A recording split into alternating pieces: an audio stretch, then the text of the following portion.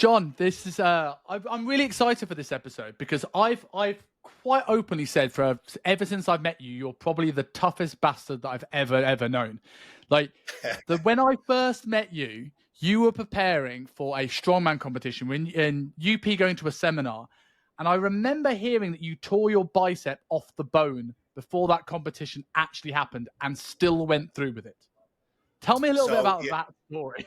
Yeah, I mean, well, close. I actually tore it off the bone in the competition, but it popped and I partially tore it training. So this thing came about. There's a gym in Hong Kong called Ursi's, a guy called Gary Manwaring who runs that. You might have heard of that gym. Obviously, you've lived over there. So I got to know those guys pretty well. And obviously, having working at UP, I kind of got going to that gym for the strongman stuff. Really enjoyed the training. And then all of a sudden we found out the Arnold was coming for the one and only ever time. Arnold Classic was going to be in Hong Kong. And you're like, well, fuck, that's a pretty good opportunity to compete. So they have like the strongman, amateur kind of strongman. It's in weight classes.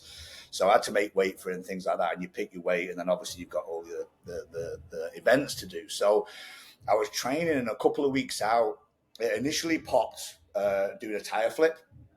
So I went to pick up the tire, and because the tires, I've got tight and fucked up biceps anyway, mostly from jiu-jitsu.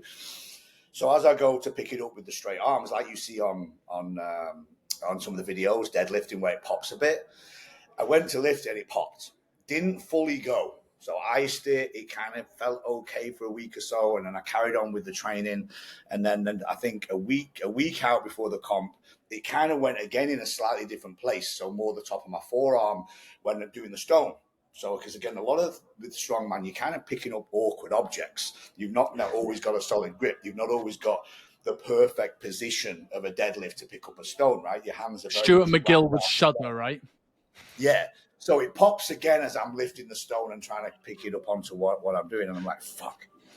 And then people are like, you're going to still compete? And I'm kind of like, well, if it's going to go, it may as well go in the competition, right? Why not just fucking do it? Like I've been making weight. I'm ready to fucking go. I want to do it anyway. And so I'm like, fuck it. I strap everything up, tape it up. I put everything on it you could fucking think of before I start the competition. I do the first event, which I think was, it was the yoke walk into Farmer's Carry. So I get through that and I feel it a bit, but nothing on that was really a problem. And then the second event was the log. So I fire up the log on the first rep, and it's reps for time basically. And then I fire it up on the second one, and it pops, and everything collapses on the left side. And I'm like, "Fuck, that didn't feel good." And then I squat down to do the press, and my left side just won't go anywhere. So I put it down. And I'm like, "Right, okay, I'm out of that event. I think it's gone, but I've got everything taped up." And I knew if I take everything off and take all the strapping off, that I was done for the competition. And you'll know, anytime you have like a serious injury or anything that's quite painful, adrenaline kicks in, and it's a few minutes later, it's not really as painful as you think. So I'm kind of like, well, it feels okay, and I go in the back, and the next event's deadlift. So I start warming up on the deadlift, and because I've got everything strapped up, I'm like, this kind of feels okay. And I work up to, I don't know, maybe 70, 80% of whatever the weight is that I'm about to do. I can't quite remember what the weight was. And I'm like, feels okay, fuck it. I'll do the next event. Anyway, I start on the deadlift. The ironic thing was I was kind of my adrenaline was so fucking pumped. And I'm probably in a little bit of shock or whatever the fuck's going on with me that I fire the first rep of the deadlift up. And this is a weight I've been working on in the gym that felt really fucking heavy. It went up so easy. I was like, fuck, I'm going to smash like 10 reps with this. But as I'm doing the second, third rep, my arm is pulling and pulling and pulling, like it's like the bottom part of my arm is going to pull away from the top part of my arm. And my conscious all of a sudden just went, if I keep going, I'm going to do some serious fucking damage, because I didn't know whether it had fully gone at this point. So anyway, I stop at about 6-7 reps. I'm like, I'm fucking done. And then I'm out of the comp. So I'm like, okay, I can't continue. I'm going to fuck up my arm. And even then I'm in denial. I get home later in the day and it's bruised a bit and it's short as fuck. But I'm looking at the other one and I've got quite short biceps anyway. So I'm like, I'm stood in the mirror and I'm like, is it really fully popped? And Danny, my missus, she's looking at it and going, it looks fucked. And I'm like, you think, is it that bad? I'm still in denial. So, knowing Hong Kong, I'm like, fuck it. I just get up the next morning, go to A&E, sit there for a few hours, and they do the scan. And then the lady's there. She says, yeah, can you see this big gap here? Like, this is one half of your ligament, and this is the other half. It's completely torn off. So I was like, okay. So I said, I assume I need surgery to reattach that then. So yeah, that was the story. So I was one of them. I just thought, fuck it. If it's going to go, it's going to go. And it's going to go at some point anyway. Do I want it to go in the gym where I've got no story? Or do I goes in a competition and I've at least got a bit of a story about it? So yeah, that's what happened. But maybe in this example, maybe rightly so, but like in general, people obviously are so much trying to get away from pain that so many people would have not have entered. They would have taken the step back. What do you think that was in you, whether it's something upbringing or experience? What is it that you think made you go, fuck it, if it's going to go, it's going to go? I don't know. For me, I'm stubborn, right? Once I've entered something, for me, I need to find a way to see it through. So unless it's impossible for me to try, I'm going to try. And I'm the same with any event, any competition I've ever done, entered or tried. Like, even when I was fighting and things, I was fucking scared to death. Like, people don't talk about that part when they're in it, but I had serious issues with nerves, anxiety and stuff before. And it was horrendous. And there was times I was like, fuck, I don't know if I want to go through this. But I was just stubborn that, look, I've committed to something. Everyone knows I'm fucking doing this. So I'm going to do it. And, we'll see how it goes. And usually I've my experiences, I've got through it in some way. So I don't know. I don't know where that came from, other than just an old school kind of stubbornness that I've still kind of got, even now with injuries and things. I'm like, I try and find a way to fucking still train in a way that makes me feel good, which is usually hard for me.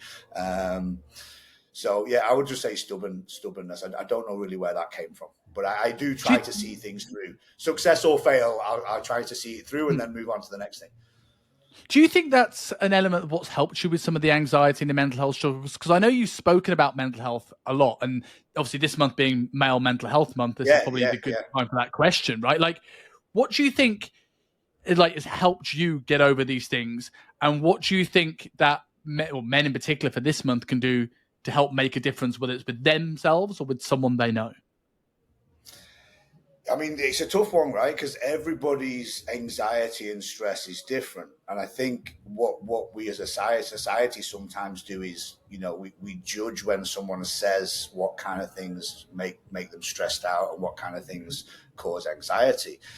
And, when I was competing and things, it was a very different type of stress and nerves. And it in that world, for me, although I talk to other people about it, I talk to sports psychologists about it, and everyone has it at different levels. It was kind of treated as normal. It was something that you worked on getting under control. And I also had the experience that for some reason, I would be nervous as fuck until I got in the ring or until I stepped on the mat. And for some reason, once everyone else had fucked off, and it was just me and whoever I was competing against, this level of calm all of a sudden came over, because it's like, well, I'm fucking here now. Right? Now there's no turning back. There's no, I can't just turn around and get out. There's people watching. And then it would go however it went. But I wouldn't generally, lose because of nerves then at that point. Let's say I lost or whatever. It wouldn't affect me once I got going. It just affected me in the build-up. And then what really shocked me was stress and anxiety just starting to happen for what felt like no reason. And this was like a few years ago. And this was a very different feeling for me, because I've had a lot of things go on in my life that have, especially when I was younger, that were very stressful, could have taken my life in all sorts of different directions, health issues, all sorts of stuff. And I never got stressed out about them. I always just kind of powered through. I had this mentality of like, done now, let's just move on to the next thing. And then since kind of, I guess, running a business, getting into my, I guess, more sort of mid-40s, this has happened the last few years. I'm 50 next year, which I can't fucking believe. I started getting anxiety for what felt like no reason. I'd get up in the morning and just have this fucking anxiousness, tight chest. And I'd be like, what the fuck's going on? Like, what is it that's stressing me out? And, a lot of it was, for me, is usually down to financials. It's usually down to, I'm not very good at not knowing You know, like running a business is not black and white, right? Yeah. When I worked for somebody, regardless of what the pay was, I knew I got paid on that day. I knew exactly what I got, and I knew where I was going from. And I've never been fired in my life, so I never had any fear that I would ever be out of a job for whoever I was working for. So it was security. Whereas when I'm in a position where I'm not necessarily I'm in control because I run the business, but I'm not in control 100% how much money is going to come in every month. Things like how much maybe I can take for my salary. Is it going to be up this month? Is it going to be down? Can I pay the bills? And that level of not knowing for me started to cause me a lot of anxiety and stress. And then I had to try and work out, okay, how the fuck do I let this shit go? Because this could go on for ages, right? So that was kind of my experience with starting to have that kind of anxiety. And it was very much my biggest problem as someone who had never really had it other than in the fighting kind of arena, where it felt like, well, I should have it there. That's normal. Yes. Normal everyday life has never caused it me. I started to beat myself up a little bit. I'm like, what the fuck am I getting soft? Like, well, what the fuck's going on? Why am I having these issues? And I've talked to a few other people since I started putting a bid out, because people always look at me, I think sometimes, and because I'm a helper and I like to help other people, I deal with everyone else's problems. Yeah. People think I don't have any issues, right? And they're like, oh, fuck, you have had anxiety? And I'm like, yeah, fucking course I have. Like, I'm human. And people have reached out to me that kind of same that I would have thought hadn't, and they're like, "Fuck, mate, it can be fucking crippling." And for me, the way I always deal with it is to take some sort of action, and it's really fucking simple advice, and it's probably the same advice everyone will tell you when it comes to dealing with anxiety. At least, like in the moment that you're having it, it's trying to realize what's causing it as quick as possible. So for me, if it's been something like, I know we're having a bit of a tough month, I'm worried about finances, I've kind of ignored looking at where everything's at. For me, it's like, okay, sit down and deal with the finances. Let's take a look. What's worst case scenario? What's best case scenario? Dig into the bank account. What have we got in the pipeline? Where are we at? Don't ignore it and hope that the month ends up okay. So for me, it's kind of go into the fire and not avoid it. By avoiding it, you get more anxiety, you get more stress. And the next day it's the same, and the next day it's the same. So some days I don't always go into the fire and try and sort my head out, but more often than not, I always feel better when I've tried to at least deal with whatever it is that's causing it me and come up with, at least in my head, with some sort of plan. And go, okay, even if this fucking happens, I'm okay because I'll just do this. Yeah. Rather than Andrew Human. Andrew Human always talks about, do you fix the mind with the mind, or do you fix the mind with the body? And I think, like, can you fix the mind with the mind? I think absolutely you can. We wouldn't have therapy. We wouldn't have things like ayahuasca ceremonies if you couldn't. Yeah. But the therapy takes 6, 10, 12 months. I did a bout of therapy earlier this year with a company called TMP here in the UK. Yeah. And I never really noticed a change. I was burnt out. I was overwhelmed. I felt lost and trapped in my life. And I got to a point when I finished and I had my last session. I looked back and went, I don't feel like that anymore. But it wasn't like a bang. It was like a gradual step. And if you want to get yourself out of a hole, it's almost like, well, have I got 3-4 months to feel better? Or do I go, right, if I do something, I start, like, sign up to the marathon, I look at the finances, I go to the gym. Like, these things that build momentum often are going to be the thing that's going to get you at least the quickest return on the investment, even if it's not the thing that finally finishes. Yeah, absolutely. Yeah, it's never at necessarily the 100% fix of whatever the deep-rooted maybe issue is, if there is one. And I think what highlighted to me that there was a bit of an issue was, by and large, my whole life, training was usually my answer. I'd go and train, get some good endorphins going, feel good, and forget about whatever was bothering me. And I started to notice that even training wasn't doing it. I'd train and I'd be on my phone and I'd be stressing and I'd be fucking. I'm like, I'm not enjoying my training, but my training isn't taking that feeling away. I'm anxious whilst training. I'm still anxious after training. That's when I realized it was a bit of an issue. And I was like, right, okay, I've got to start. Training's not going to fix it. I'm still going to train, but that's not going to fix the anxiety issue. So then it was kind of like, get up, try and deal with whatever's causing it. A lot of it was kind of, work and kind of business related. So it was, in some ways, it was simple to try and it comes and goes, but it was easier to put in a box of like, right, okay, this is my main issue right now. For other people, I think when it becomes more of a life issue, again, it's really just trying to face it. What is it? Ask the hard questions, whether it's to yourself or not. Are you happy where you are? Are you happy with your work? Are you happy in your relationship? Are you happy with your family? What is it that's starting to make you feel like this? And there's no black and white answer for anybody.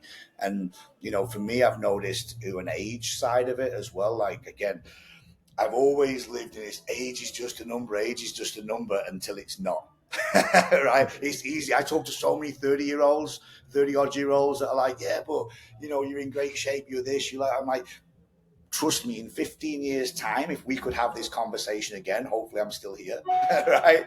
You're going to understand a bit of what I'm saying, and I can't get younger people to understand it. I talk to other people nearer my age in their early 50s, and like, yeah, we all kind of went through the same. You hit this point in life where you're like, fuck, what is my life all about nowadays? Like, when I was 30, I was still the fucking guy smashing it in the gym, competing with everybody, fucking trying to be the fucking big dog, whatever. Now I'm 50, I'm like, fuck, I've got all these 30-odd-year-olds on my fucking heels and are surpassing me, doing things that, in the gym and lifts. I'm like, fuck, I couldn't do that even when I was 30, right?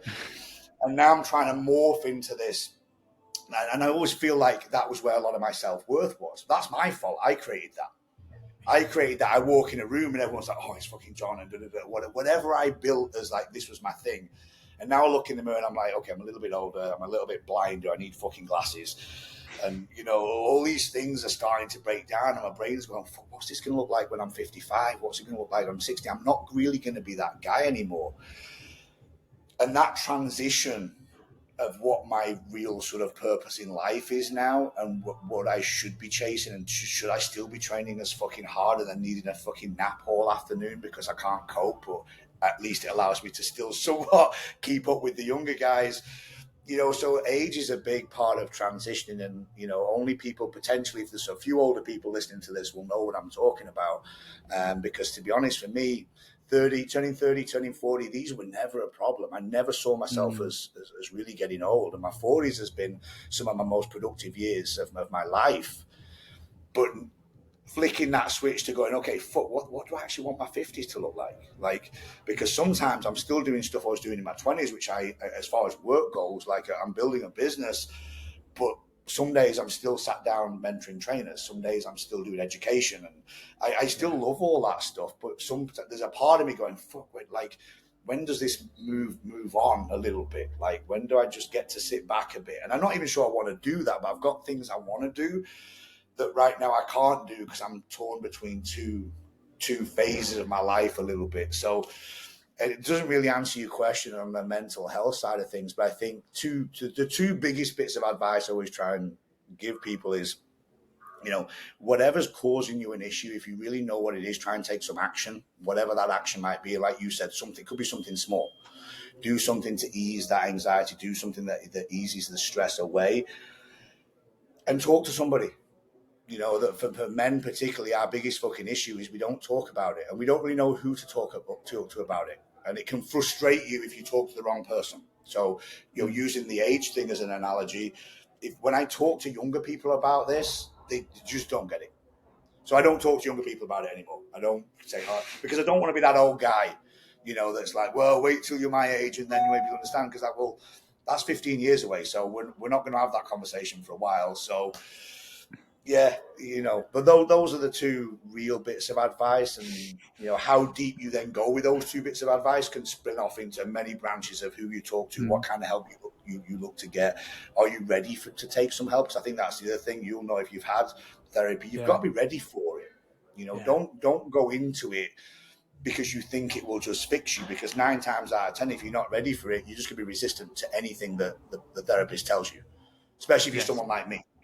Who's kind of like, yeah, I know my own shit, I'll fix it, right? So, and then, really try and look at yourself and go, okay, what's the problem? Because I think most of the time we know, and as men we ignore it. I'm very good at knowing my own shit. I know exactly what's causing me a fucking problem. I just have to look at myself in the mirror and go, right, fucking try and find a way to deal with it, because, you know, you're only human at the end of the day, and it's, you know, you can go on with the big facade forever, but, you know, it's not going to help you be happy long term. Yeah. I think it's interesting you mentioned there about the changing priorities, because I think this is something that's going to be, I don't have any data on this, but I wonder if this is something that's more prevalent in the fitness industry than anything else. Like, I know that, you know, despite not wanting to talk about it with people 15 years younger than you, I am 15 years younger than you. Yeah.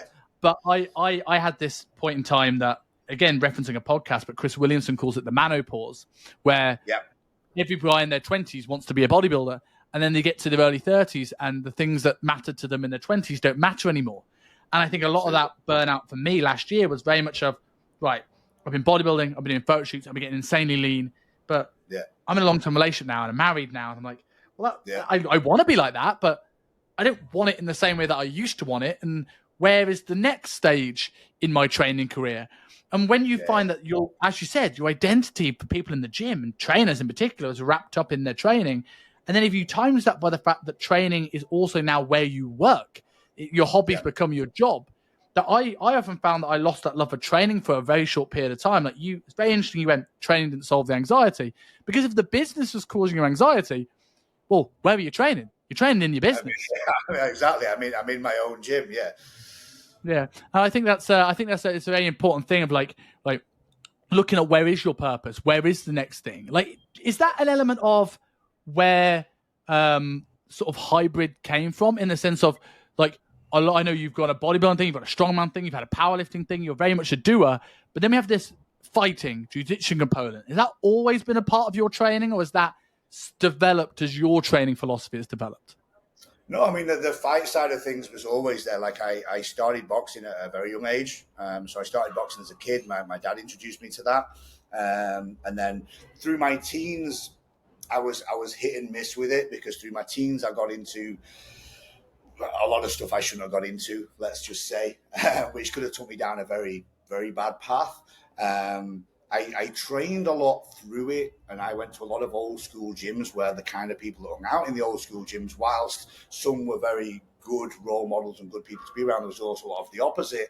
But at that age, even the opposite role model seemed cool, right? And I kind of wanted a bit of that. And, you know, I didn't have really, you know, much in the way of anyone to keep me accountable to the where I wanted my life to go. So I always boxed, and I picked it up again in my 20s when I kind of settled down from being a dickhead. Would be the simplest way of explaining it without taking up the next 2 hours of my teenage years. You know, and the usual story, right? You know, I got into my early 20s. I got a job in a gym when I was 20, and that started to change things a little bit. And then I met a girl, and that got a little serious, and that calmed me down, and it pulled me away from all the stupid shit I was doing. And then I picked up boxing again. I always lifted, so I started lifting and boxing at kind of the same time. And then I moved to Manchester, and I was kind of like, okay, I'll start taking my career a bit more seriously. It's like there's, you know, like we were talking before we started the podcast. I grew up in a small town called Blackpool. There's no, like, you're not becoming, you know, a well-known, and no offense to Blackpool, but it is what it is.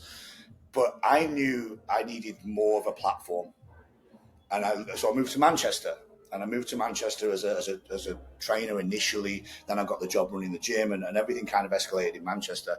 But at the time I moved there, I was looking for a boxing gym, because I just wanted to keep my boxing going. I wasn't competing anymore, but I wanted to keep training. And I found an MMA gym, because MMA was becoming quite big at that point. I think I was about 29. And he went, look, we don't do specific boxing classes, but we do striking classes, we do jiu-jitsu. And I'd just been reading quite a lot about MMA at the time, and it kind of intrigued me. And I went to a jiu-jitsu class, got put on my fucking back and couldn't move. Because, I was old school. Like, this is probably just after the whole UFC 1 and 2 had come out. Like, you know, we used to talk as kids at school, right, with who beats who. You know, and in my day, I'm like, look, boxer's the hardest person in the world. Boxer beats everybody. Until a jiu-jitsu guy put me on my back and I couldn't move and throw a punch, and I was like, oh, shit. Okay, so from here, boxing's not that great. So that sent me off on the jiu-jitsu and the MMA kind of journey. And I always wanted to really focus. You know, I always had a thing for athletes and sport, and I wanted to train athletes. And, So whilst I was in Manchester building kind of my personal training career, I was also training MMA, training jiu-jitsu. I started helping to coach there. So I started coaching jiu-jitsu, started coaching the striking because of my boxing background. And then I slowly got into the S&C with the guys at that gym. Now, by and large, at that kind of level, there's not a lot of money in S&C in general, unless you get a really high level athletes, and you have to put your time and work in, and you have to, a little bit of luck, right gym, right place, right time. Maybe the right person comes to the door where you can ride a bit more off the back of. So I was doing all that. So that was my life at that point. Personal training out of a health club in Manchester for money, because in the fight gym, that was more like my family. Right, that was more of a family than I've ever had. SBG in Manchester, the guys there. I spent 10 years of my life in there training, coaching, driving up and down the country every weekend for different fights, cornering some of the amateurs, cornering some of the pros at Cage Warriors. And because I was involved in helping them do the strength and conditioning, because none of those guys, I didn't have any money, don't get me wrong, but none of those guys had money to hire S&C coaches and stuff like that. We weren't at that level. So I just did it because I loved it. And I did that for about 10 years. And then there was that semi-wake-up call. I was like 39 now. So 10 years of that. I've always done my career in a way that supports my lifestyle, supported training, supported what I wanted to do. And so the fight stuff's always been there. And but then I got the job with UP. And that took me to Hong Kong. So that was all of a sudden that I needed a job. I needed some stability. Manchester and my PT, everything was kind of all over the place. I couldn't really see a career and a future. So I took the job at UP, and that kind of escalated the personal training gym. And, like I think everybody learned at UP is like, okay, they're the best systems run personal training company in the world, bar none, right? And because it's systems based, whilst there's a lot of nuance to how good they really are versus kind of the rest of us that are all, trying to do something similar, you learn very quickly, even though they're not teaching you how to run a business, they're teaching you how to build the systems to run a business. And that's why I think so many people have been very successful running their own gyms off the back of UP. They don't always give UP the praise and the credit they should, but, I've had my issues here and there, as a lot of people probably know. But I credit everything I learned there helped me build and grow my own business. I think with the UP as well, I think one of the big things there, sort of cut you off, but they, as you said, those systems mean you can work with more people, you can write programs when you're tired, and they also open your eyes to so many things. Like for me, and I'm sure it's the same coming from Manchester, like you have a little bit of knowledge of who's around, but I was like, I don't even remember who I was following for information and to learn from. Then I came to the UP, and whether it's UP's mentors directly or whether it's Brian Walsh, Kelly Starrett, then on to people like John Shallow Kassam, all the people I now know that I call mentors, and thankfully some of them friends, whether directly or indirectly, opening that door really did open my eyes to a career, which I'll always be in their debt. Well, it opens the doors as well. And I think this is people that, again, things that people don't like. I'm a big believer in credit where credit's due for everything, right? And we all need help and steps along the way. And, a company like UP, no matter what, all of a sudden your stock goes up in our industry when people hear you work for UP. I'm not sure how it is nowadays as much, but I know back when I started, there was still only 3 or 4 gyms, and it was a big deal. People were like 100%. Shocked if you got a job at UP, right? They were like, "Fuck, you got a job with those guys." So straight away, your value went up just by putting that T-shirt on, right? And that's huge. And this is the thing that people don't always get. And look, I'm not saying my gym and my business is anywhere near that level whatsoever, but trainers coming through, they want to skip all this nowadays. And it's like, if you really want to grow, like go and cut your teeth at these places where you're going to get some instant respect. You're going to learn a lot, but it's also going to open a lot of doors because people will start talking to you that might not have talked to you previously, but now they know you're a UP guy and what kind of comes with that. And I think there's a lot to that still, because I think there's not as many, I don't think anyone's going to do what UP's done and build 30-odd whatever they're at now, I think 30 something personal training gyms. No one's going to come along and replicate that. So, I've told a lot of people, regardless of whether they stay there forever, when people say where would be a good place to go and start, I'm like, if there's a UP in your area, go and fucking work there. Go and learn what you need to learn, or even an element of one of the imitation ones, and I use the term imitation loosely because like somewhere like Hybrid they've flourished and they've built their own, and places like HIT and all these other great gyms. But absolutely, yeah. So many people that have want to start working as a personal trainer to get this imaginary Wi-Fi connection on a beach in Bali to do online coaching. I'm like, even if you want to be an online coach and you don't care about the one-to-one, there is stuff that one-to-one coaching teach you, like getting up early, grafting, working hard, doing stuff you don't want to do, because I've done a lot of that. And that stuff now, even if I don't need to do that, I always know in my business. Like, imagine that anxiety you felt when you were worried about the finance in your business. How bad it would have been if you didn't know in the back of your head you had a few gears you could go. Like, I've got a few gears of hard work that I know I can tap into. A lot of these guys will crumble because they have no reference point of hard work. No, absolutely. No, and like I say, it's difficult because it appears, I don't know if it is easy, but it appears easy to make an online business nowadays and make money. Whether these people are very good at it, I think a lot of them are becoming very good marketers, which is part of the business, don't get me wrong, but they're better marketers than they are coaches. So people that are not necessarily that educated can make a good living, and there's a lot of cookie cutter stuff out there that makes it easy for them to work with a lot of people. And look, fair play, if you can make a living, but I think there's a lot to be said for being an in-person coach first and then moving more towards online. The big difference I've seen is in the industry now, like certainly now coming out and doing, I've ran education for UP in Asia and then ran education for HIT PT, and then doing this full time now online. It's when we started out, certainly when I started out, I'm sure it was still the case with you, that if you wanted to make more money, you got better at your job. You invested in Charles Pollock and you invested in these people. Whereas now I almost need to convince, look, I can't guarantee you a $5,000 month like the business coach down the road can, but in 10 years you will go, I'm so glad I did that. That has made me tens, if not hundreds of thousands of pounds. But it's just not direct. People don't play the long game now. And I don't know if it's social media. I don't know if it's competition with other people that are making $5,000, but everyone's in this quick, what can I do? And I've had a lot of people come into my mentorship where it's sort of like, your niche on social media is so good, but you say you want to work with busy professionals who want to lose 5 pounds without giving up the foods you love, and then they get chicken and broccoli 3-hour workouts.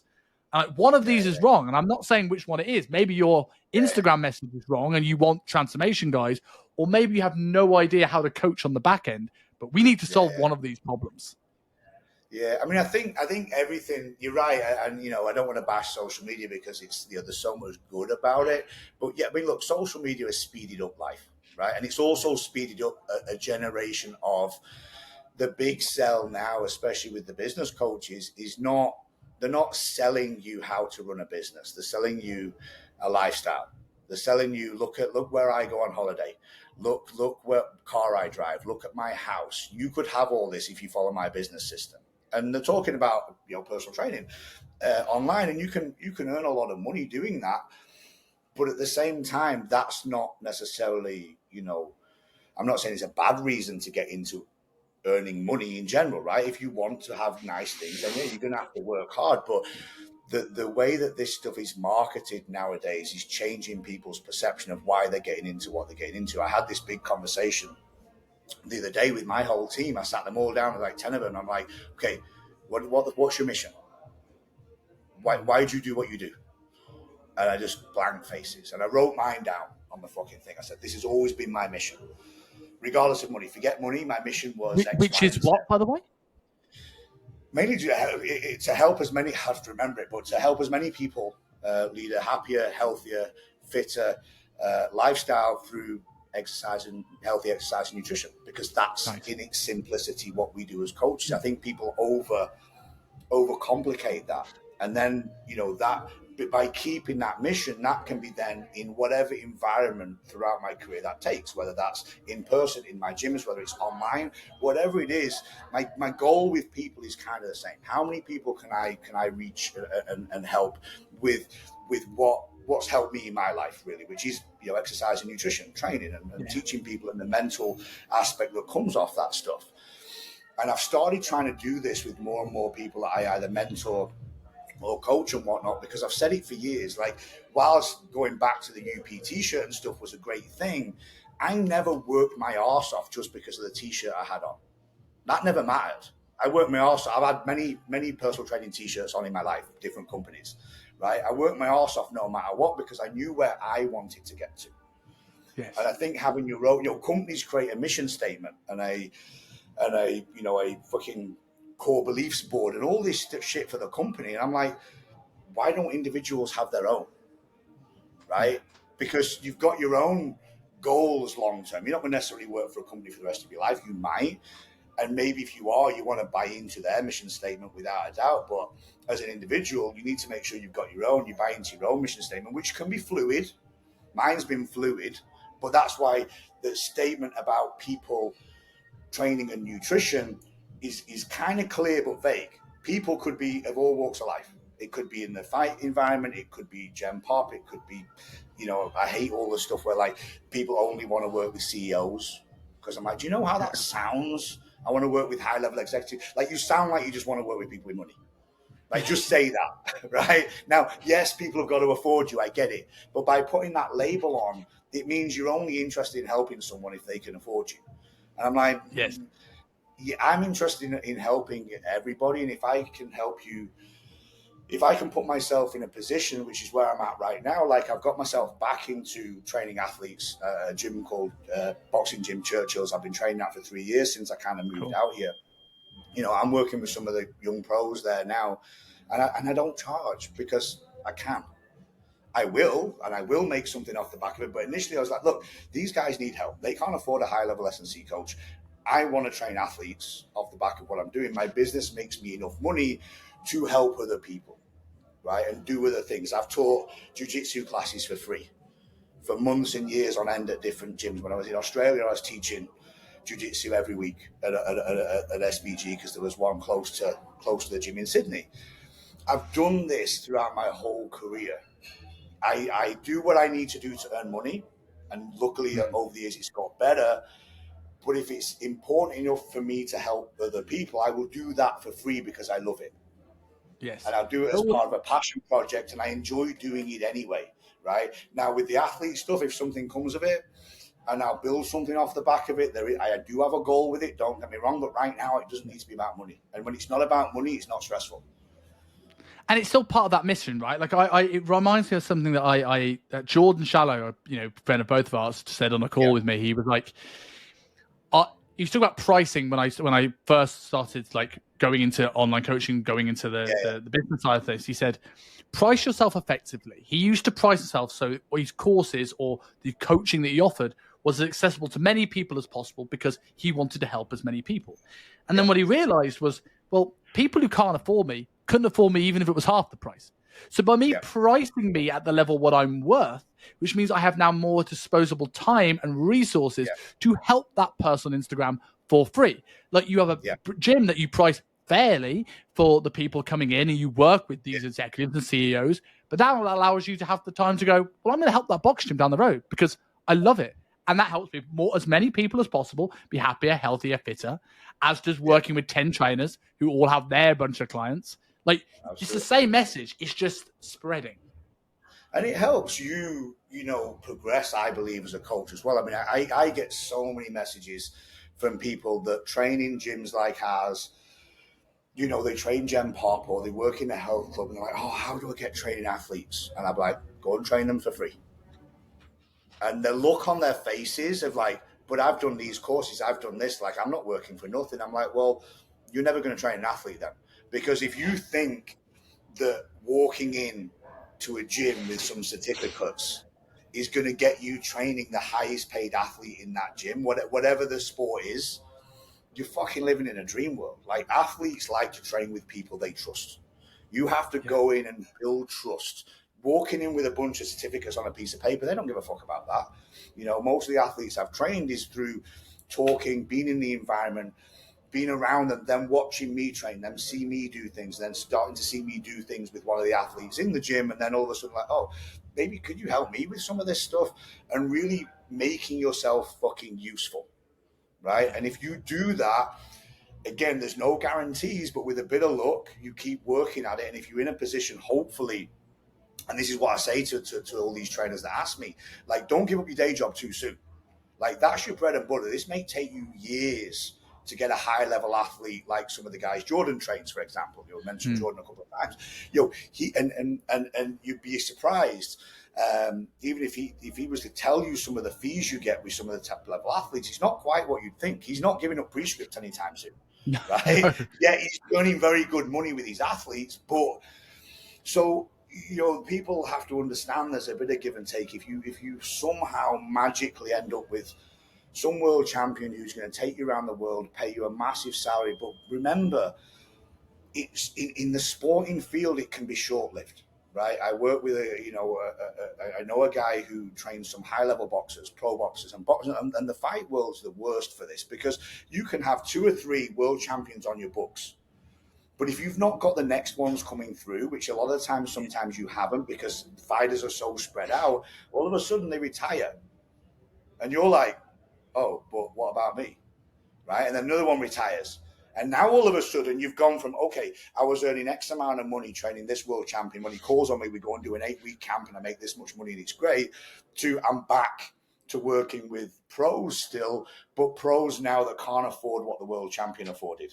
And now I've got to rebuild and reset again and take this up. So it's not a coincidence that when you see a lot of, even more nowadays, and I think this is why the internet is, again, such a good thing for this, because you can now create, there's a lot of top-level S&C coaches that train fighters and whatnot, but they have their sideline of, they either have a gym or they have their online coaching or their online education program to coach other coaches to coach fighters, and you can buy all their programs, you can get all this residual stuff. And one minute they're training a top-level athlete, maybe that athlete then retires, maybe then on their page there's a few athletes they're training that you've never really heard of, they're working their way up again, and it's this cycle. And in a lot of top-class sports, unless you're working with a team, if you're just working with individuals, there can be a lot of that. One minute you're working with one of the best in the world, the next minute you're back to number 20 in the world and you're hoping that they get to number 1 and you're working with them and taking it up, and the money changes up and down. It's not this black and white, I just want to work with athletes. You're going to have to put your time in. You're going to have to put way more time and effort probably in than you've ever done with Gen Pop, right? For less money. And it's a gamble. If you're fucking good, and like you said, coming back down to educate yourself, continue to educate yourself, continue to understand what athletes want and need versus Gen Pop. It's a very different environment. And having jumped back into it recently, you're like, fucking hell, sometimes it's like, careful what you wish for, because you jump back in and it's like, fucking hell, this is a lot of fucking work. More so than sometimes what I do in my own business where I'm earning money. But again, I love it, and it's something somewhere I want to go. But yeah, there's a huge misunderstanding. People think they're going to go from, doing the Poliquin courses, doing Gen Pop, and now I just want to train athletes. But I'm charging £100 an hour or whatever. You're like, well, you better get used to charging nothing or very little, or maybe just getting your expenses for a little while and go and get in the environment.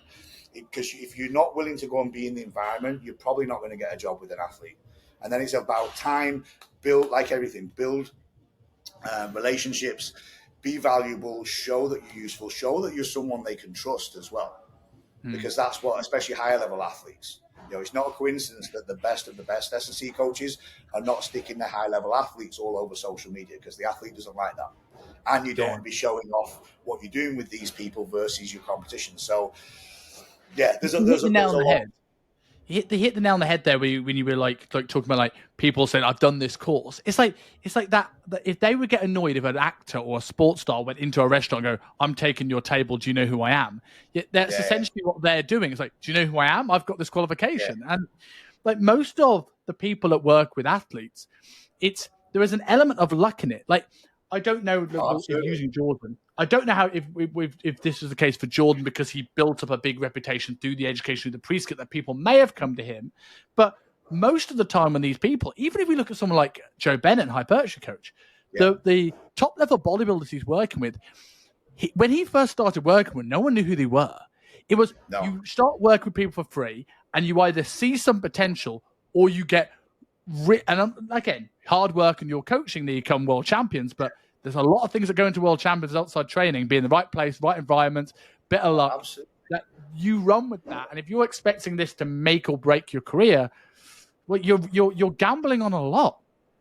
Yeah, absolutely. I mean, like you said, it's like do the work because you mentioned Joe Bennett. He literally just posted yesterday a back workout he did with Derek Lunsford, right? Years ago. This was a couple of years ago. Derek Lunsford's just won the Olympia. Well, a few years ago, I don't know what the odds were of Derek Lunsford. I'm not massive on bodybuilding. I don't know the names, but Danny does a lot of it, so I've got a bit more into who's who now.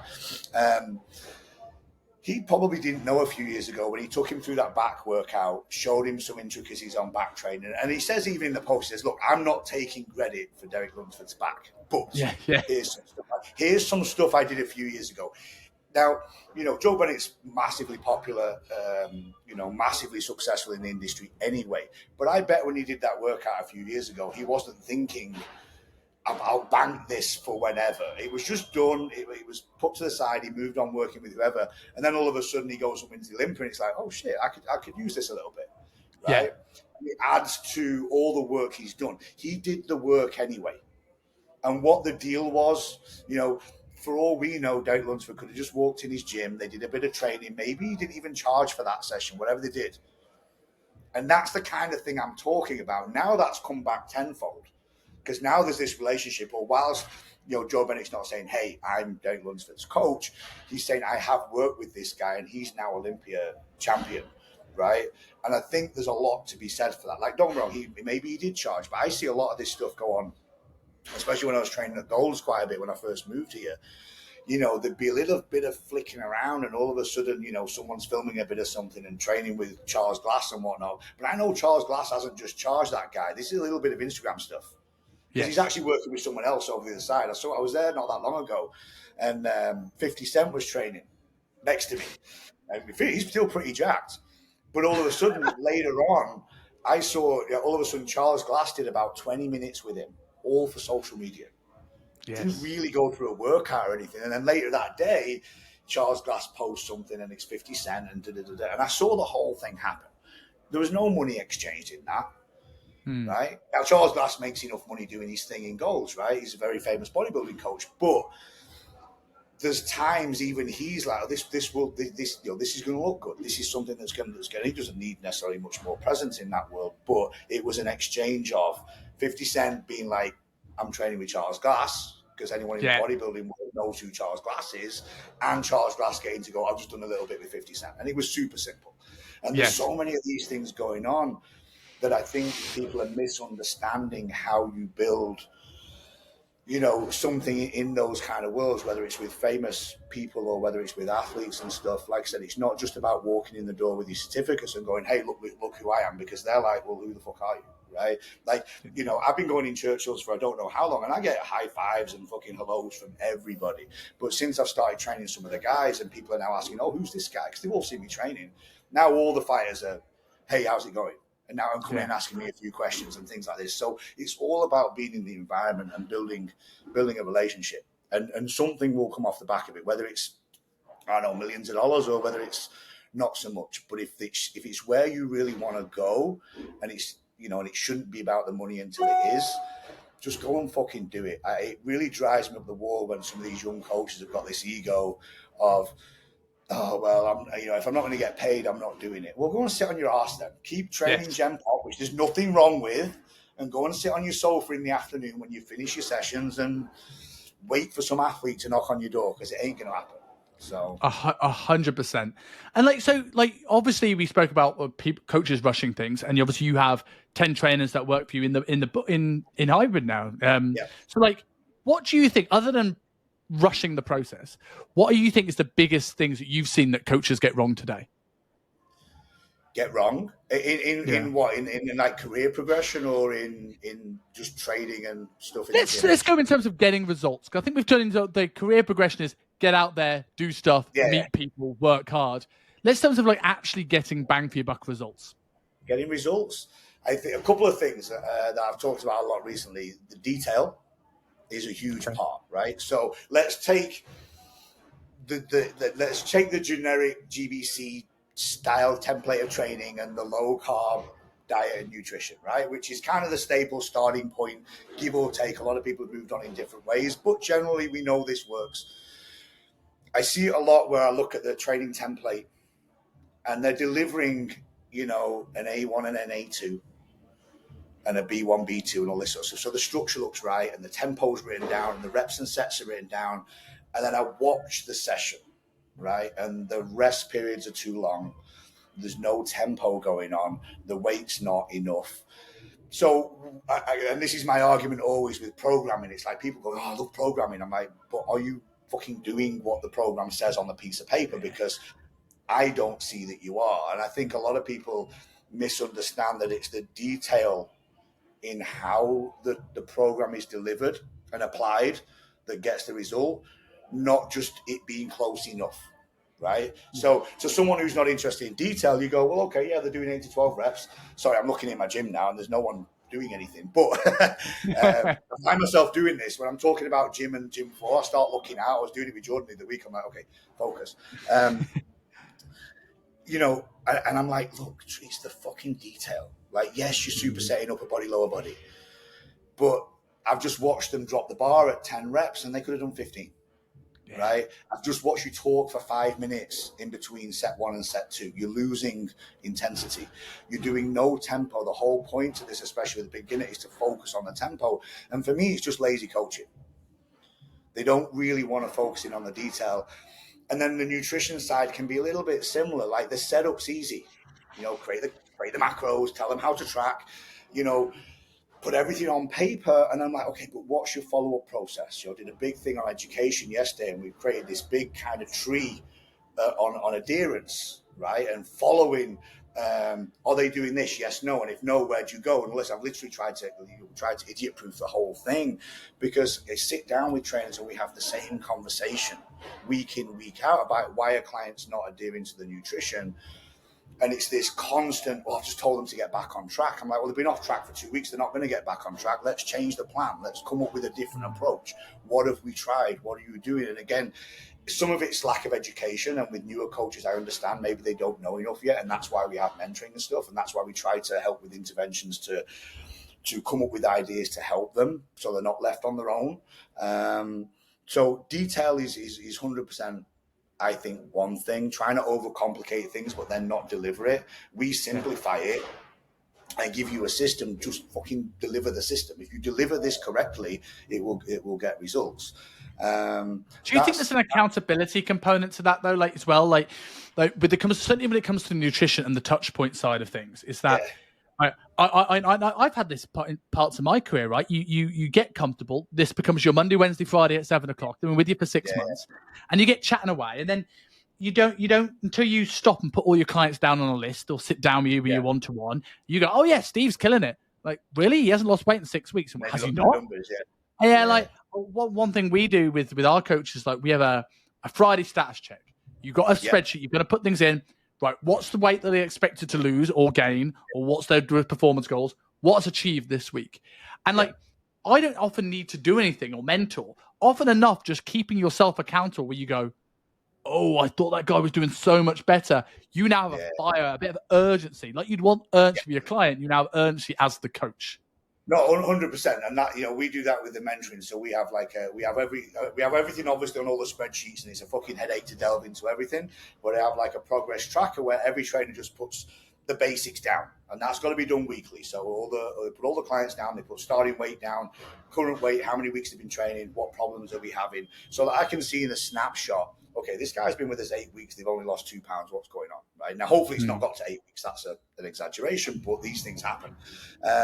So accountability is huge. But I think I don't want to know if it's the confidence is the right word. I do think, and I've said this a couple of times recently. I think a lot of PTs and trainers do come into our world. And, by and large, helpers tend to be kind of people pleasers. I've said this before, and they don't like difficult conversations. or they don't know how to go about having the difficult conversations. So they allow the client sometimes to lead the dance with all the excuses. And because they want to help so much, they try everything. And they just take things away from what we know works, to the point where they've ended up almost agreeing with the client to do nothing. Like, and this is why people overcomplicate as well, right? Like you mentioned overcomplication, and people go, well, is it that they're overcomplicating it? Or is it because they've not delved into the important stuff, that they're trying to find a way to get them to lose weight that isn't attacking the obvious answer because they don't want that conversation? The people that go, it's their thyroid, it's their cortisol, it's their mindset, it's maybe they need a blood panel. And maybe these things are true, but I would argue more often than not, it's because you didn't actually delve into, well, hold on, that food is shinier than a mirror.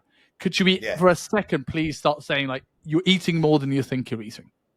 Yeah, exactly. And like I said, I think that it's because the conversations from the trainer's point of view, and I try and say this a lot, they take it all personally. So the conversation becomes personal, because maybe the client will get a bit upset. Maybe the client is a bit resistant to being told that they're not doing what they're doing right. But I'm like, if you set the client up right, and my big thing is like, look, I always do this on my board. So imagine a second, but I draw a circle. And I draw a circle, and I said, inside this circle are all the things that I can do within my power to help you lose weight. And this is science. I didn't invent this. I didn't make up fucking energy balance. I didn't make up that if you overeat, you will put weight on. I didn't make up that, the way to lose weight is to be in a calorie deficit. I didn't make up any of this shit. Not mine. I don't take it personally. This is the rules. Anything outside of this circle, I can't help you with. So if you're not willing to track something, right? If you're not willing to somewhat stick to the plan, if you're not willing to do all these things within my rule set, and I can go from like almost, I'll never say 100%, but 100% sort of best way. If you track, if you do this, if you follow all this, I can pretty much guarantee you'll be here in 12 weeks. And then this sliding scale goes backwards. So, okay, you're not willing to track, you're not willing to give me your weight, you don't really want a meal plan. Okay, now we're maybe about 50% accuracy. So whilst I promise you we could maybe get here now, it's going to either take you a lot longer, or maybe we will or we won't get there. Like, these are not my rules. I'm just telling you, if you're not willing to put this level of effort in and we're down here, this is going to be, this is probably going to be the result. Are you okay with that? If someone tells me I've got to save, $1,000 a month to make for the next 10 months to have 10 grand, and I say 500, they're going to go, well, you'll only have 5 grand then. And in fact, with my ex, well, why? Well, why? You promised me I'd have 10. Like, but you're not doing what I asked you to do. Yeah. Right? Do you think expectation management is the thing? It's like coaches don't set these expectations from the off. They don't go, right, you want to lose X amount of weight. Yeah, like you want to lose X amount of weight, so this is going to take you X amount of weeks. This is what I need you to do. And I a lot of the times where I'm working with these guys that struggle with having these difficult conversations, the two things I always say is like there's a reframe. Like, you may worry that you telling your client off for not eating what they said they were going to, or not training hard enough. They may not like it, but nothing makes a client dislike you more than feeling that you've wasted their time and their money. And the second thing I always look at is like, look, and you made a great post on this, which was a massively like singing on the same hymn sheet as me about clients not stopping cheating themselves. And it, like, as you were saying, it's like, well, you're not following the diet. I am, I promise you. Well, you're not, because the data says you're not. And if you can go with data, it's so much easier. Me going, hey, why are you eating cheeseburgers? It's like, hey, look, you said you want to lose 0.8 per week. We've lost 0.3. And looking at the data, you've had 12 meals out this week. So what are we doing to bring that number down? Or do we need to change the goal? Like, I don't care. And most clients, they go, I don't want to change the goal. But you've never been a dick. No. And you're using, I do it a lot, using data and numbers and stats to make things less personal, right? I can't argue with stats, and I do that as I work my way up with the trainers and mentors. Like, it's never a personal attack on how I think you're working. Because to be honest, sometimes you get it wrong. I can look at a trainer on the gym floor and think they're being lazy, think they're not working that hard. And in my own, I sometimes get this thing, especially when I've worked with way more trainers, different gyms, 20, 30 trainers. I can make an assumption about someone because maybe I don't know them as well as some of the other guys. But then I look at the stats and I'm pleasantly surprised. I'm like, oh, actually, you've got quite a lot of people moving. Actually, what you're doing is pretty good. It's better than I thought it was. And then there's others that I've thought were doing really good. I've looked at the stats. I'm like, fuck, you're winging this like crazy, right? And I thought you were better than you were. And I always go, okay, don't make these conversations argumentative and personal. Like, this is my opinion that you're not doing a good job. Not my opinion. These are the numbers. You've been given 20 clients. You've lost 15 of them. And 3 of them haven't lost any weight, and you've still got 2 of them. Like, this is a problem. Now, I'm not personally attacking you. I'm just telling you, if you was me, what would you do? Right? And I tend to talk a lot like that. And I do that now a lot with clients, and I try and educate the trainers at some point, because I do think some trainers, they're almost over helpers. I've seen it a lot. They're not, it's not that they're trying to not get a result, but it's like they let, like I said before, they let the client lead the dance, and they try to fix everything to a point where they've gone outside the circle of what works, and they're still trying to fix things. They go, yeah, but the client won't do this, the client won't do this, so now we'll just do this. I'm like, yeah, but did you have a conversation that now this won't work? I'm all good if they just want to come in and enjoy exercising, fine. But you've overhelped that much, and now if they all of a sudden flip, because this happens, and this is the bit that a lot of the trainers don't get. You know, if a client all of a sudden flips and goes, hang on, I know we've acted like best friends for the last 6 months, but I've not changed. I've spent a ton of money. It's me they come to. Yes. And if they say something to you and you have to go all of a sudden backtrack, well, you haven't been doing this, this, and this. You're like, well, why didn't you tell me? Why did you let me make this adjustment and this adjustment? I'm like, don't let it get that far. Set the seed at the beginning, set the rules, and go, we can play in this field, right? This is best case scenario. This is worst case scenario. But if we drop out of this, none of this is going to work. And set that scene from the start. And that way you've always got somewhere to come back to when they start going off track completely. And you go, look, I can't go outside of this. If you go outside of this, nothing's going to work. So I need this as a minimum. And I think, you know, and that's my biggest concern, because they don't get that sooner or later the client's always right. And whilst they're acting like everything's cool, when the client then comes to me and says, look, I've been doing this 6 months, I've not lost any weight.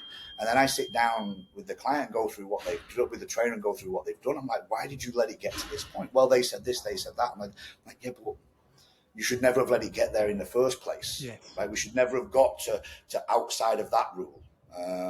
And like I said, present things with stats and facts, and don't make it personal. It's hard because, you know, people do get upset. I've seen clients get upset. You know, I've seen clients get upset with a trainer trying to push them too hard in the gym, at a place I won't name. But they were told, and it wasn't the trainer's fault.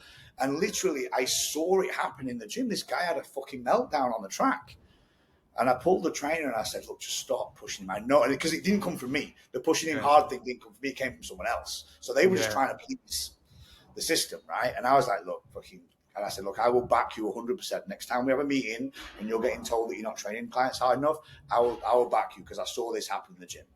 So, because it's easy to judge when you're not watching what's going on. So, yeah, I mean, that went off on a little bit of a tangent at the end. But yeah, it's good. Like, I agree with that so much. Yeah, I agree with that so much, especially when the circles are really, really good analogy, because like you'll see people who are like, right, you set those expectations from the off, but then they go, well, I want to have this, or yeah, well, I want to have my weekends and I want to track. And I'm always like a this or that question.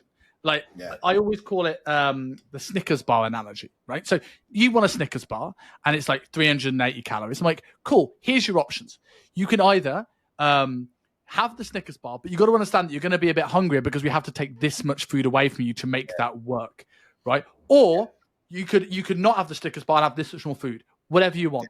And then you've not told them they can't have it, but they're now going, they either go, well, yeah, I want it, but they understand what has to occur to make that workable, or they go, no, I don't want to be hungry. Fuck that.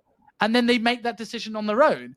And I one of the biggest tools I always teach, like, use a this or that question when you want to draw somebody in. There's not a magical third option here. It's like, look, you're not losing. We can either take this much food or we can increase this much activity.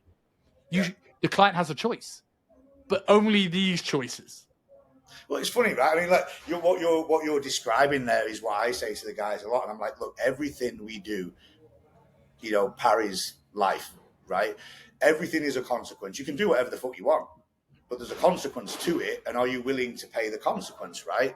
And you've just done that analogy perfectly. Like, there's if you eat that Snickers bar, there's a consequence. You can either now take something else out, you can do 30 minutes of cardio, burn it off, whatever it is, but you can't, and again, I don't mean the pun here, but you can't have your cake and eat it. You want to lose weight, there's going to be consequences to getting to that result. If I want to build a business, there's consequences that are going to happen to my actions. If I do this, then hopefully we do it. But if I don't, that's kind of my fault, and we've gone backwards and now I need to go forward. I need to understand that every decision I make in life will cause a consequence. Do I want to go and spend all this money on yet another fucking car?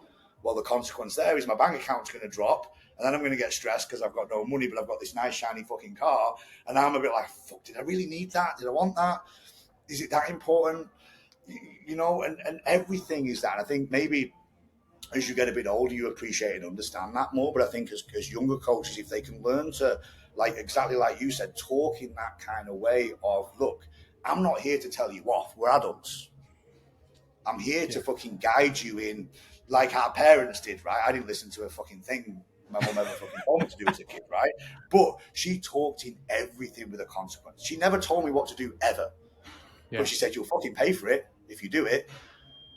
And I paid for it, whatever it was, whether it was through being punished at home or being punished at school, or there was a fucking consequence to absolutely everything I did. Some things I got away with, but 9 times out of 10, if I was to write a book, you go, yeah, that didn't end so well because I chose to do the wrong thing. And when 9 times out of 10, when I chose to do the right thing, it tended to work out better. But we have choices all day, every day.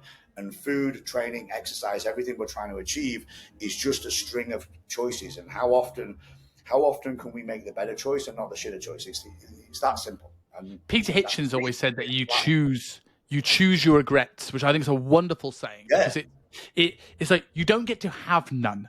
Like if I decide to go and put all my time and energy into my business, my regret might be my relationships. If I give everything to my relationships, my regret might be my business. Like everything comes with a pro and a con. And it's like, which are you more willing to have? Which regret are you more willing to take?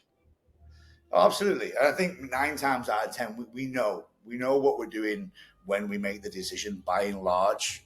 And I always do say to people, look, there's no such thing as a bad decision. It was the best decision you could make at the time. But 9 times out of 10, there's been, especially some of my worst decisions, should we say, there was a moment before I did it that I was a bit like, this could go fucking horribly wrong. But for some reason, I'm going to do it anyway. And then 9 times out of 10, they go horribly wrong afterwards or whatever. But I knew, if I was to write a book now on that kind of thing, I won't be sat here blaming my upbringing, blaming parents, blaming this. It's like I fucking knew exactly what I was doing.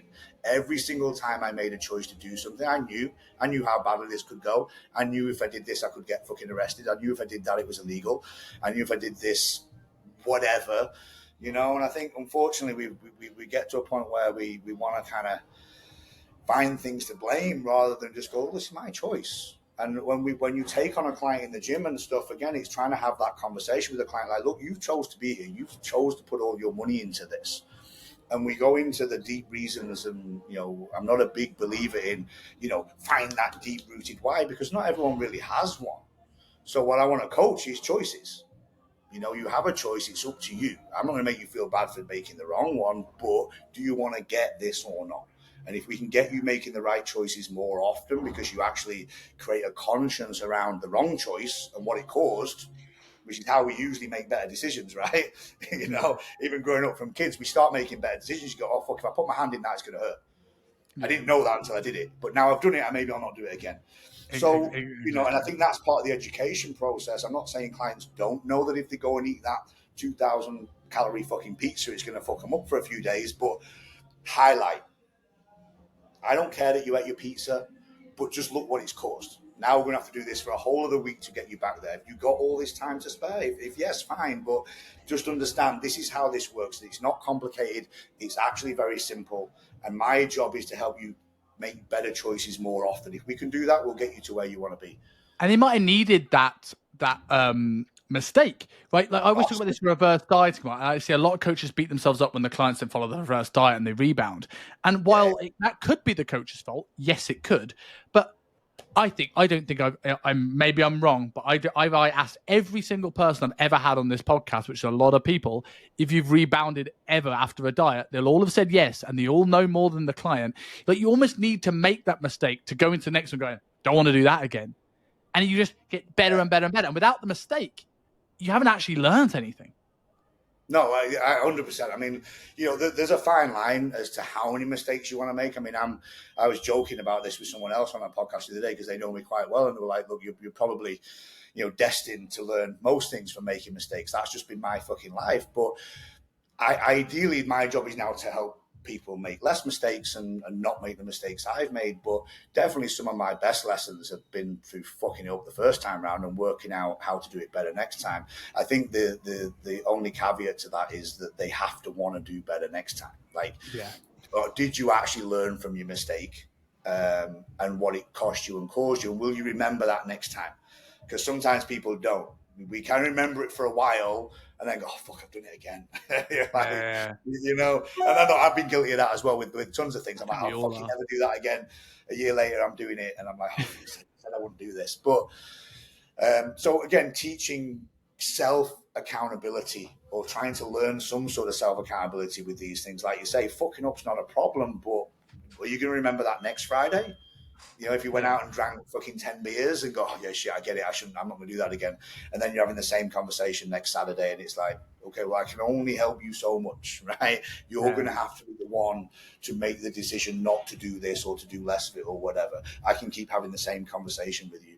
But all I'll do, like what you said, I'll just keep changing the goalpost. And that goalpost you might never see it if you keep doing what you're doing. But I'm telling you now, this is what we need to do.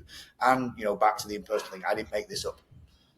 It's not my training program. It's not my nutrition. I didn't invent any of this stuff. This is just how it works. I'm here to deliver the best way to apply it. Yes, yeah. So I've got a couple of final questions to ask before I let you get going with your day. And the first one's we've spoken about a few of them, right? You've made a few big scary leaps in your career. You want a new change, you moved to Manchester. You've got in the ring and boxed and fought. You've entered strongman competitions. You've moved across the world to Hong Kong. You've moved out to LA. What do you think the importance is between for someone taking a big out of their comfort zone leap? I think it kind of comes back down to, do you have some sort of long-term goal or thing that you're trying to achieve? I guess if we're talking about careers right now, I always knew that I wanted to, in some way, create some sort of international presence with what I do. Now, do I have a super huge following on social media? No, not as much as a lot of people. But I know now that having worked in Australia, having worked in Hong Kong, having worked in Singapore, the UK, now I'm in the US, it's opened so many horizons to people that I wouldn't have known without being in those countries. And now I have lots of peers and eyes on me in an international way that other people maybe don't. And it's not me versus other people as such. Gyms in two different countries, and just kind of feeling that there was a bit more out there for me than just the UK. Let's say as a starting point, and initially Blackpool and then Manchester, and then trying to grow out of the UK. Not growing out of these places, but kind of going. I always wanted to travel. And I didn't really start traveling until later in my career because PT is a really hard fucking career to travel with. But it was something that was always a part of my bigger picture. And I've had this conversation in business talks and things like that recently, like remembering to keep reassessing your long-term goal and where you want to go. Because, even building gyms now has kind of got me a little bit more static again. And I love to fuck off places. Like I love LA, don't get me wrong, but I want to sample living somewhere else in the US. Maybe somewhere a bit more inland, maybe because fucking buying a house here is almost impossible. It's so expensive in LA. But now I'm a little bit more tied. So now I have to kind of push my career to get this place to a point where maybe it doesn't need me and we can, and Danny, obviously there's two of us running it. So it's even harder for us both not to be here, right? Yes. But get it to a place where maybe I can. So the leaps all come about like, you know, your pros and cons list, right? Where do you want to be? What is your actual goal with your longer term plan for your life and your career? And are they in sync? You know, how do you want your career to look? Because if you want to be able to travel loads, don't get a gym because it's a brick and mortar business, because you're going to be stuck at it for a while, right? Yes. And you know, whereas online now people can go and work from anywhere. I see people, they build a decent online presence, and if you wanted to go and spend 6 months in Dubai, you could. Yeah. You know, you could move there. I mean, there's, you know, visas and all these things make it a bit more complicated, but you can travel and work from anywhere. And that's the beauty of the internet now, which I think is fucking amazing. But I think sometimes we forget to align those two things. First of all, have a vision for where you want your career to actually go. Where do you see yourself in 10, 20, 30 years? And that's hard, because I've sat down with every trainer in their 20s and said, where do you see yourself in a year? And they can't answer.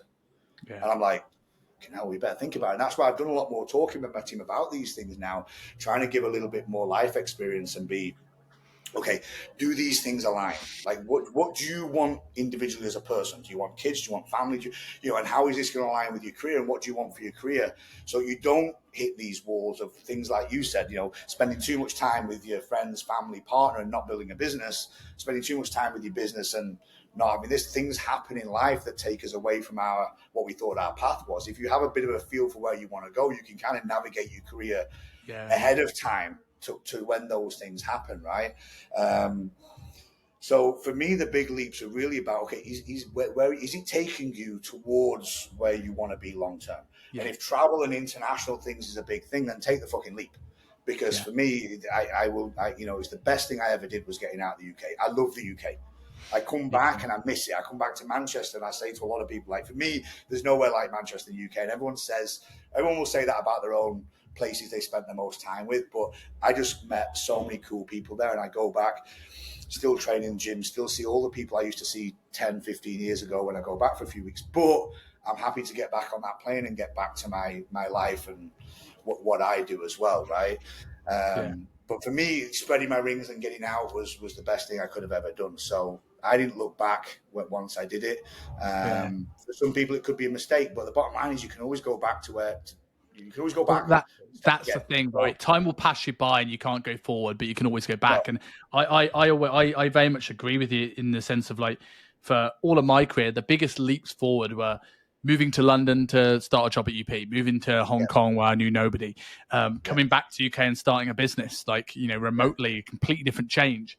These were the big life moments that I've taken the bigger leaps in probably the last 4 months than I had in the year prior, where I started to get that comfortable. I need an itch to scratch. I need to move away from this thing. Yeah. And I look back at my time in Hong Kong and I go, I'm a different person than 4 years ago when I arrived on those shores. And it wasn't like therapy we spoke about. I don't know if it was on air or before we went on air, but like therapy is this like gradual, slow thing that happens. 4 years in Hong Kong, I look back and go, man, I've just slowly but surely become a different person. And I am so grateful for that. And I also knew that I was one of the weird ones. I knew I wanted to be some form in the education field when I first started my first PT job. And people scoffed at me going, don't rush the process, son. I'm like, 13 years later of doing the gym floor, knowing I needed the grind first to bring this podcast back full circle. I had half a vision. I didn't know how I was going to get there, but I didn't want to say I was an educator on day one because I would have been a fraud. And I did 13 years on the gym floor, working in multiple countries, thousands of clients, hundreds of trainers. And it's just, even now, I'm like, I still got a long way to go. Now I compare myself to Prescript. I've got to compare to Jordan, and I can't grow the beard. I've got to grow the brain.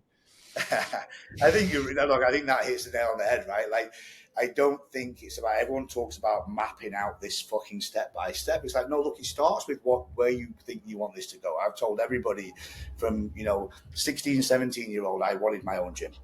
Yeah. In some format, right? And it took me years to get one, but I didn't know how that was going to come about. I didn't have this step-by-step plan. I just knew one day I want my own gym. And if I do all these things well enough and hard enough, and the opportunity will arise. And it did, right? I think some people obsess over the time frame. Set a time frame. But if you set yourself a time frame of 10 years, it takes 15, so what?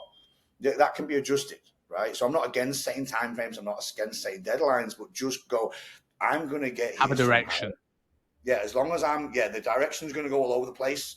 The sat nav's going to fucking do its thing every now and again and take you the wrong way, but you will get there because you've got that vision of what you want, right? And you had that early. And like you say, I don't, when people scoff when you walk into something new and someone says, this is what I want to be, I've had it myself. I remember getting a question asked. I'll not go into detail, but when they said, what do you want out of the company? What do you want? I said, I want to be doing what you're doing. And they literally laughed. It was a bit like, well, hold your horses there, son. When you're ready for that type of thing. I was like, well, look, I didn't say I was ready. But I said, one day I want to be doing what you're doing. That's not what I said. You asked me what I want to do in the future, right? So egos collide and da-da-da. So I think, absolutely, just have a vision for what you want and just work towards that. But don't forget to fucking enjoy your life a little bit on the way. So we have a closing question I've always asked, because we have a lot of people that, like, the motto of what I run now in this mentorship, and like this podcast is a passion project. It's not about this, but I know a lot of coaches listen to this who suffer from a lot of imposter syndrome, and they listen to these guys who, maybe because of the social media presence, like you said earlier, people don't even assume you have problems. Yeah. So I want to make people realize that no one's really got it all together with this. So I always ask, name one thing you have changed your mind on. Changed my mind on. Okay, for like loads of stuff. I'm trying to think of anything recently. That's a good answer. Probably, the biggest thing is assuming you've got your shit together at any time in your life, because it changes, right? And again, this started a little bit. I won't bore you with a long-winded story because we're closing up a little bit. But this started with my own journey in my 30s, thinking that when I hit 30 and my career was going pretty well and everything was fairly settled, and I thought I fucking knew it all. I sometimes, you get memories of some of the shit you posted 10, 20 years ago. Yeah. I can't believe that shit's been going that long. And I was preaching some stuff and I'm telling everyone how to live their life. And I read it back now, I'm like, it is so cringeworthy. Like, I was 30 years old. Do you know how many fuck-ups and twists and turns and life changes have happened since then? That's nearly 20 years ago for me now, right? And then similar 40s, I started thinking I've got my shit together. And then next is going to be 50s. And it just, each decade keeps changing. Don't ever assume you've got your shit together. You've got your shit together for as long as you've got your shit together. Stop preaching to everybody else how to live their fucking life. Just focus on your own and help who you can help, right? I think we get to this point in life where we think at 30 something, it's now my job to tell everyone else how to live their life. You don't know what the fuck you're talking about. And I've heard it because I listen to podcasts. A lot of the podcasts I love listening to are the guys, they're all in their early 30s, and some of them get a bit preachy on life. And I sit back and laugh a little bit. I'm not judging, because I'm like, I was that. I was that 15 years ago. And now I sit and talk to these guys, and I'm like, it's all going to change. It will all change to varying degrees. Yeah. But what you think you've got together now will not be as together in 10 years, because your life will change. It will evolve. You maybe meet somebody. I've listened to people say, my career comes first. I've not got time for women. All of a sudden, the fucking love of their life and everything falls apart. Like they've left their job. They're doing something different. They're living on a fucking beach. And I'm like, I thought you had it all together. I thought you were doing this for the rest of your life. Well, so stop thinking you've got all your shit together. Focus on the now. Focus on what you are doing at the moment and where you want things to take you. But don't take the next 5, 10, 20 years so fucking seriously, because it will all keep changing and you'll have to evolve with it. I think that's my favorite answer that I've ever had to that question. So I love that. Thank you very much. So I'm maybe one of your oldest people on the podcast. There's hopefully a little wisdom comes from age. I don't know. I was going to have a quick think, but I don't want to sit there and it's almost more insulting to sit there and think for a long time. Like, have I? But for people that want to, you said you always wanted a gym, and for the few times I've poked my head around the door of the gym that you have in Hong Kong, and from the pictures and Instagram that I've seen of the gym there in LA, they are some of the most beautiful looking gyms. So you've done a very good job of what you set out to achieve. It looks like you've nailed it. So for people that want to learn about you as a person, or hybrid gym, or even want to hear about Danny and her bodybuilding story, which is, by the way, also incredibly inspiring. Congratulator from me. Where can people follow everything that you're doing? Instagram is at Jon Bond Coaching. Email John@hybridgymgroup.com. that's about it. Those two are probably the main mediums, I guess. Obviously, we have at Hybrid Gym LA is my gym here in LA. So this is where I'm based out of and do most of my work. So you can check that out. And that's it. Just reach out, drop me a message. Then for people listening to this, obviously are still in Hong Kong. You've got 2 locations now in Hong Kong, right? So you have we've got H Queens and Entertainment Building in Hong Kong. So again, at Hybrid Gym HK and at Hybrid Gym H Queens. Awesome, man, mate. It's been an absolute pleasure catching up. Really enjoyed this. Thank you for your time. Yeah, that's been cool. Thanks very much.